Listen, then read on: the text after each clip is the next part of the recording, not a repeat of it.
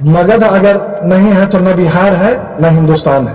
कोई आदमी भूखा न सोए बिहार में, देश में, ये हम लोगों का उद्देश्य है, मेन मोटो है। इसके अलावा ठंडे के दिन में वस्त्र वगैरह, कंबल वगैरह बहुत सारे चीज भी उन लोगों को मुहैया करा दिया जाता है। तो चाहते हैं कि जहानाबाद रेलवे स्टेशन से देश के कोने कोने तक रेलगाड़ी चले। कोरोना में हमने कार्य कर कर लोगों को ऑक्सीजन करके अपने आप को गौरवान्वित महसूस किया और जान भी बचाने का कार्य किया। और दुख के साथ है कि उसमें से कुछ लोग न भी बच पाए।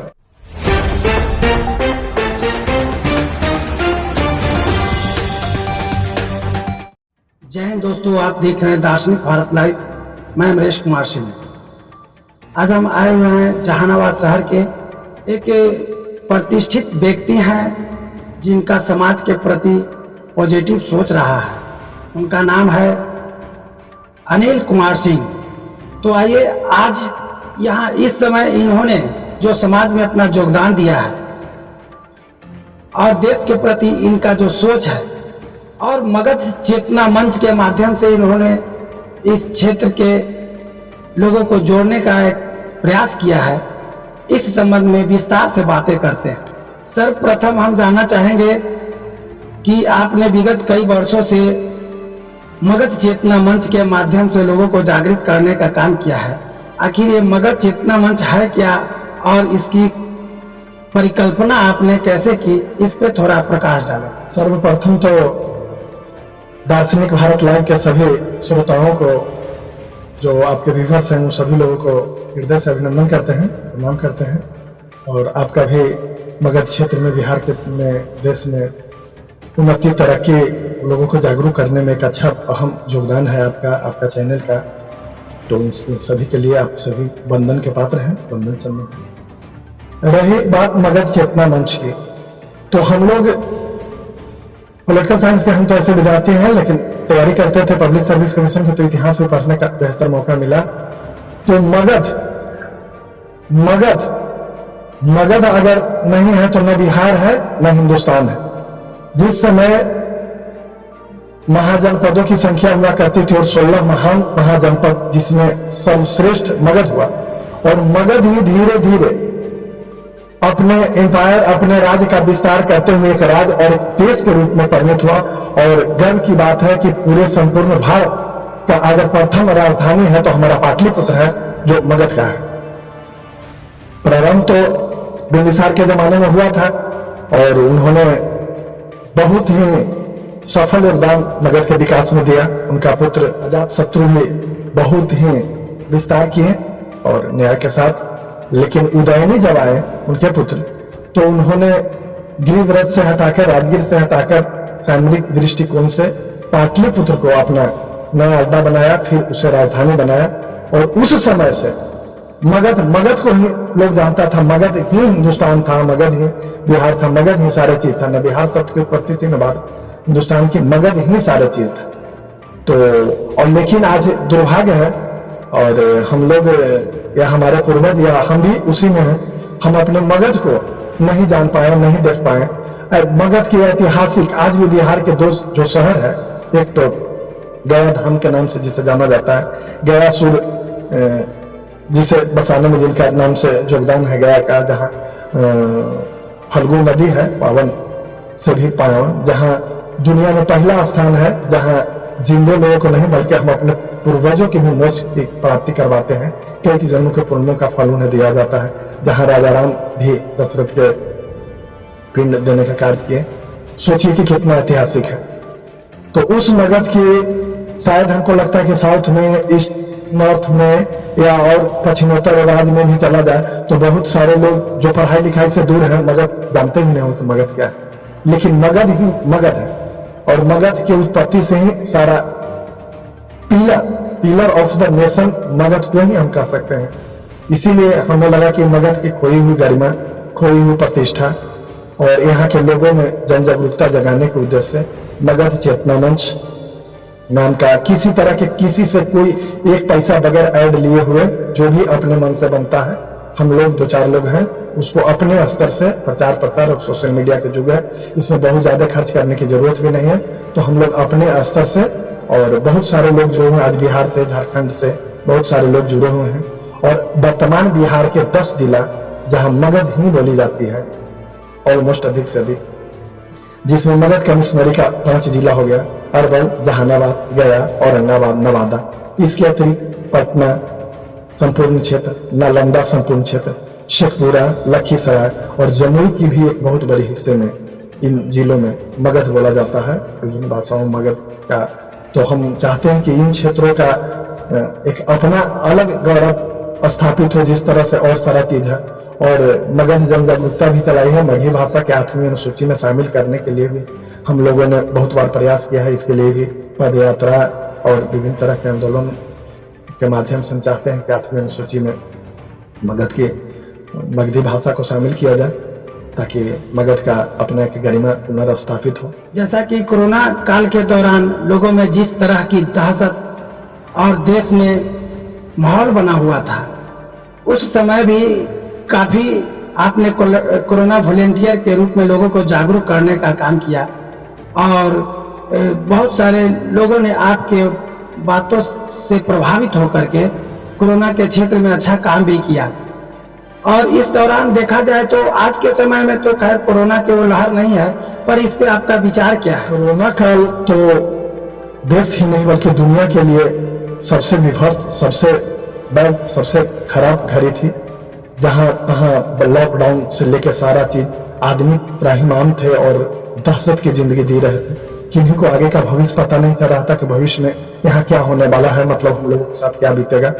संयोग है कि हम स्वास्थ्य विभाग से रिलेटेड हैं और उसमें जो भी ऑक्सीजन की उसी तरह की कमी हो रही थी, सारा चीज नाम सुनते अगर कोई समझ गया कि इस घर में या इस गली में इस घर में कोई कोरोना का मरीज है तो उधर ताकना। और आप लोग भी देखते होंगे देश के विभिन्न हिस्सों से, विभिन्न प्रदेशों से यहाँ के लोग आने में जाने में, कहीं रेल से कट जा रहे हैं, कहीं घूमते चल रहे हैं, कहीं पैदल चल रहे हैं। तो ऐसी स्थिति में जब कोरोना की इंजेक्शन भारत निर्मित बना, कोविशील्ड कोवैक्सीन, जिसके लिए भी हम लोग ईश्वर से प्रार्थना करते थे, जब हवन भी किए थे एक आध बार कि हमारा राष्ट्र विश्व नायक बनने में, विश्व के दिशा निर्देश देने में अपना योगदान दे और बुझे भी ईश्वर प्राकृतिक। और यहाँ वैक्सीन निकली भी, फिर हो गया कि अगर वैक्सीन कौन लेगा, तो जहानाबाद जिला का प्रथम वैक्सीन 16 जनवरी 1921 का हम आगे बढ़कर एज ए वॉलंटियर लिए और उसके बाद में लोगों में जो भ्रम था, भ्रांतियां थी विभिन्न तरह की, उसको दूर करने का प्रयास किया। और आज भी आप लोगों के सामने है और संयोग है, बहुत सुखद संयोग है कि आज कोरोना मुक्त, एक तरह से कोरोना मुक्त देश और दुनिया हो रही है, हो ही गई है। और पता नहीं चलता था कि 2 साल पहले की क्या स्थिति थी और आज की क्या स्थिति है। अब तो बहुत सारे लोग भूल भी गए कोरोना क्या है। हालांकि अभी इस सबसे प्रिकॉशन लेना है कुछ, लेकिन अब भुला ही गए हैं। और ईश्वर न करे कि कभी गलती से भी दुनिया के किसी कोने में ऐसी घातक बीमारी नजर आए किसी को। तो कोरोना में हमने कार्य कर लोगों को ऑक्सीजन करके अपने आप को गौरवान्वित महसूस किया। और उस समय तो दिन और रात एक हो गया था, किसी में रात के 2 बजे, 3 बजे, 1 बजे कभी भी फोन आया, किसी को ऑक्सीजन, किसी को मेडिकल, किसी को कुछ। तो जो भी हमसे कुछ बन सका हमने अपने क्षेत्र के लोगों को, या जो भी हमको फोन किए या जो भी मदद मांगे, जो हमसे बन सका उनको सही दिशा निर्देश दिए, जागरूक किए और बहुत लोगों को इस तरह से जान भी बचाने का कार्य किया। और दुख के साथ है कि उसमें से कुछ लोग न भी बच पाए। अभी जहानाबाद में एक सोशल प्लेटफॉर्म के रूप में रोटी बैंक को देखा जा रहा है। इस रोटी बैंक में आपकी सहभागिता और इसके बारे में क्या दृष्टिकोण है? हाँ, एक बहुत ही चीज है, भूख मुक्त जहानाबाद हो, इसके लिए हमारे कई साथियों ने मिलकर आज से 3 साल पहले, 3 साल से भी अधिक हो गया, 20 जनवरी 20 को ही हुआ था, 3 साल पहले रोटी बैंक नामक एक संस्था बनाए, जिसमें जिला में कोई भी व्यक्ति जिन्हें हम लोगों को पता चलता है कि आज वो किसी कारणवश, गरीब वैसे व्यक्ति हैं जो आज रात को बगैर खाए हुए सो जाएंगे, उनको भोजन नहीं मिलेगा, वैसे लोगों के लिए हम लोगों ने मिलकर व्यवस्था की है। उन्हें कम से कम रात में संध्या के समय रोटी, सब्जी, उसके साथ जो भी न्यूट्रिशन सहित जो भी चीज होता है, फल फूल या मिठाई वगैरह, उसकी व्यवस्था करते हैं। और आज के तारीख में सबसे बड़ा जगह जहानाबाद रेलवे स्टेशन बना हुआ है। जहानाबाद रेलवे स्टेशन जो नेशनल फ्लैग है, ATM SBI का है, उसके ठीक सामने संध्या 7 बजे के लगभग, अभी गर्मी के दिन में 50 की संख्या में लोग, वैसे लोग जान गए हैं पूरे जिले में, जो गरीब गुरबा, जो किसी तरह काम करने में असमर्थ हैं, या उन्हें जो भी कह सकते हैं दरिद्र मिटुंबा मैंने उस टाइप के लोगों, तो उनको हम लोग भूखे नहीं सोए देते हैं। इसमें दर्जनों दर्जनों लोगों का योगदान है। और ठीक 7 बजे, अभी 7 बजे, इसके पहले 6:30 बजे तक, ठंडा के दिन में 6 बजे, लेकिन अभी 7 बजे पूरे वहाँ 400 की संख्या में आती है। और अभी रोटी बैंक में सदस्यों की संख्या भी 500 से अधिक हो गई है। तो हम लोग अपने जन्मदिन के अवसर पर, अपने पिता माता के पुण्यतिथि के अवसर पर, या शादी के सालगिरह के अवसर पर, बाल बच्चों के जन्म के अवसर पर, शुभ काम हो या जो भी उसके अवसर पर, हम सभी साथी अपने तरफ से उठा लेते हैं कि आज का मेरे तरफ से पहले बुक कर लेते हैं। अगस्त आने वाला है, अगस्त महीना का भी करीब करीब बुक हो चुका है, 2-4 दिन बाकी है, 2-3 वो बाकी होगा। तो उस तरह से हम लोग पहले ही बुक कर लेते हैं। और स्वेच्छा से दान करने वालों की संख्या में अच्छा खासा वृद्धि हो रही है। और इसके अतिरिक्त है कि 10 ऐसे लोग हैं ऑलवेज जो उन लोगों को बांटने के लिए, सामान लाने के लिए और एकदम अपने सभी कामों को छोड़कर सब समय वहां पे उपस्थित हो जाते हैं, ताकि कोई आदमी हमारे जहानाबाद जिला में भूखा न रह सके, भूख मुक्त हो जहानाबाद। अन्नदान महादान, यही नारा है रोटी बैंक जहानाबाद का। हम चाहते हैं कि अन्य जिलों में भी इस तरह का जहां जहां कोई आदमी भूखा न सोए, बिहार में, देश में, ये हम लोगों का मैंने उद्देश्य है, मेन मोटो है। और आज के युग में जहां इतना आधुनिकीकरण हुआ है, मंगल पर पहुंच रहा है, और वैसे में कुछ आदमी भूखे सोए तो ये अच्छा नहीं लगता है।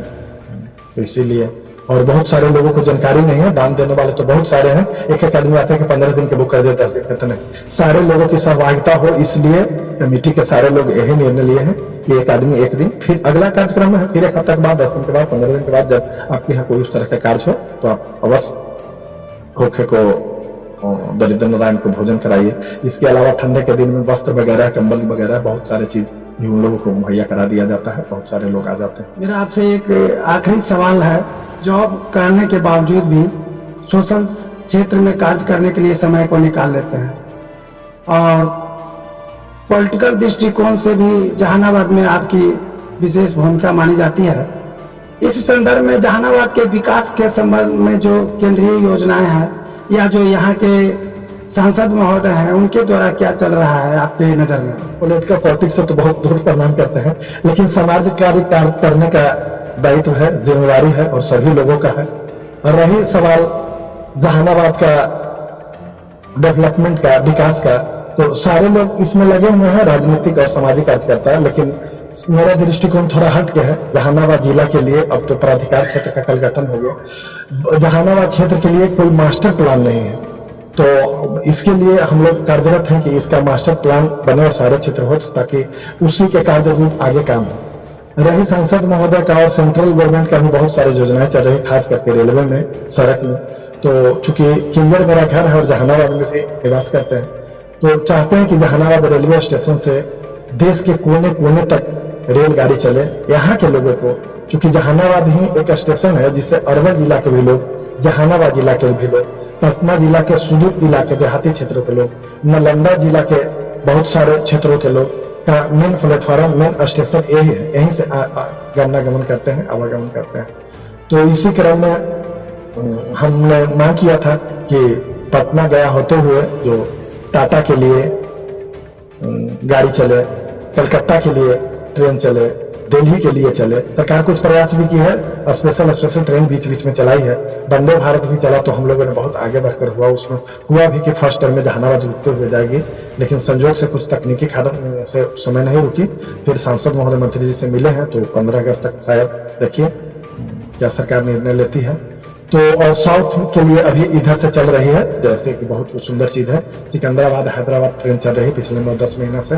तो दक्षिण भारत का लाभ जो यात्री हैं यहाँ से जहानाबाद स्टेशन से लेते हैं। इसी तरह कुछ गाड़ियां दिन भर पटना में खड़ी रहती है, तो हम चाहते हैं कि जो दिल्ली जाती है जहानाबाद होकर जाए, कलकत्ता भी होकर जाए, और गया में भी कुछ 1-2 ट्रेनें उस तरह की है। तो और जहानाबाद रेलवे प्लेटफॉर्म का एक बेहतर विकास हो, अभी तक कुछ इंडिकेटर नहीं है कि कुछ बॉडी में क्या चीज है। तो बातचीत हुई थी रेलवे के पदाधिकारी लोगों से, तो उन्होंने आश्वासन दिया है रेलवे प्लेटफॉर्म की जो 480 मीटर थी, 620 मीटर हो रही है। उसमें कार्य लगा हुआ है। एक ऊपरगामी पुल भी बनी है, पूरा कंप्लीट तो नहीं है, लेकिन उससे आवागमन है। लेकिन उसमें दिक्कत है कि 1 नंबर प्लेटफॉर्म से 2 और 3 आते हैं। हम लोग चाहते हैं कि इस छोर तक आ जाए, पश्चिमी छोर तक, ताकि एक गमनागमन का साधन हो, आदमी का क्रॉस नहीं करना पड़े इस तरह प्लेटफार्म। चूंकि 3 नंबर प्लेटफार्म पर पश्चिम साइड के लोग जो उतरते हैं उनको तो बहुत ही तकलीफ होती है। और कुछ डेवलपमेंट में तो ट्रेन और रोड आती है, तो किंजर चूंकि मेरा घर है अरवल और जहानाबाद जिला के बीच में, तो NH 110 पर ही, तो हमारी एक इच्छा यह भी थी कि ट्रेन देर हो रही है तो बस के माध्यम से, सड़क के माध्यम से ही कलकत्ता और दिल्ली का गमनागमन हो, किंजर से ही, जहानाबाद से ही। तो सरकार ने उस पर सुनी है, DPR तैयार हो रहा है। अब NH 110 का नाम 33 हो गया है और कुछ कार्य, और 89 किलोमीटर जो अरवल से जहानाबाद होते हुए बिहार शरीफ तक सड़क है, ये अभी तक 2 लेन ही है। इसे 4 लेन के लिए DPR तैयार हो रहा है, जैसा हमने न्यूज में सुना था, अखबार में भी पढ़े थे। तो ये एक बहुत अच्छी चीज है और हम लोग ट्विटर के माध्यम से और सरकार के माध्यम से जानकारी, पहले नितिन नवीन थे, उनको भी कुछ न कुछ मैसेज देते रहते थे। और चौमुखी विकास हो, जहानाबाद गया और पटना 2 बिहार ही नहीं देश के ऐतिहासिक शहरों के बीच में है, मात्र 50-45 किलोमीटर दूरी है। और इसका चहुमुखी विकास हो जाने से वो दोनों शहरों पर भार भी कम पड़ेगी और इसके क्षेत्र के लोगों को लिए बहुत सहूलियत होगा। और सघन आबादी होती जा रही है जहानाबाद की, और यहाँ बहुत ऐतिहासिक चीज है, बराबर की गुफाएं हैं, जो विश्व की सबसे प्राचीन मानव निर्मित गुफाएं कहा जाता है। 2053 वर्ष मौजकालीन ही है, तो उस सब चीज तो कहीं दर्शन ही ना। अजंता एलोरा की जो गुफाएं हैं, इससे 500 वर्ष पुरानी गुफा है, उसके 500 वर्ष पहले बराबर की गुफा है। तो बराबर केज पर भी कुछ काम भी हो रहा है, लेकिन उतना नहीं हो रहा है जितना होना चाहिए। रोपवे वगैरह में भी काम लगा हुआ है, लेकिन गति थोड़ी धीमी है। तो हम प्रशासन से मांग करते हैं कि गति आए, थोड़ा दिखे, विकास दिखे। एक बहुत बड़ी समस्या है जहानाबाद रेलवे स्टेशन के पश्चिम साइड में, लाखों की आबादी है और उस तरफ पूरे तरफ जाने के लिए कोई व्यवस्था नहीं, कोई रास्ता नहीं। 1 नंबर की गुमटी मात्र है जो ऑलवेज जाम रहता है। अरवल मोड़ है जिसकी तो हालत ही बहुत खराब मैंने कहना है। और न उस तरफ एक बैंक है, न एक बगल है, न एक अस्पताल है, न कुछ है, जबकि लाखों की आबादी है, रात है, बिरात है। तो इसीलिए ओवर ब्रिज कम से कम जहानाबाद स्टेशन के इर्द गिर्द 1 नंबर से लेकर DM आवास तक स्टेशन तक 1-2 ओवर ब्रिज चाहिए, ताकि गमनागमन बहुत ही सुचारू रूप से हो जाए और पता नहीं चले कि इस तरफ है कि उस तरफ है। जैसे ही ओवर ब्रिज हो जाएगी तो दोनों जगह का अंतर मिट जाएगा। तो हम केंद्र सरकार और राज्य सरकार से मांग करते हैं, रेलवे से और पथ निर्माण से, कि तत्काल जहानाबाद स्टेशन के पूरब या पश्चिम जस्ट सटे जहां भी उनके जगह की सहूलियत है, एक ओवर ब्रिज तत्काल दिया जाए। कि तत्काल नहीं देने से फिर बहुत देर हो जाएगी, इसीलिए तत्काल एक ओवर ब्रिज दिया जाए और इन लोगों की सहूलियत को ख्याल रखा जाए, जहानाबाद वासियों के, पश्चिमी इलाके के लोगों को। दोस्तों, जैसा कि आपने जहानाबाद के धरती से मगध को एक बार पुनः आवाज बुलंद और मगध के ऐतिहासिक विरासत से संबंधित और इस क्षेत्र के विकास से संबंधित आपने मगध चेतना मंच के अध्यक्ष अनिल कुमार सिंह से वार्ता को सुना। चलिए इसी तरह से हम अगले साक्षात्कार में मिलते हैं, तब तक के लिए जय हिंद।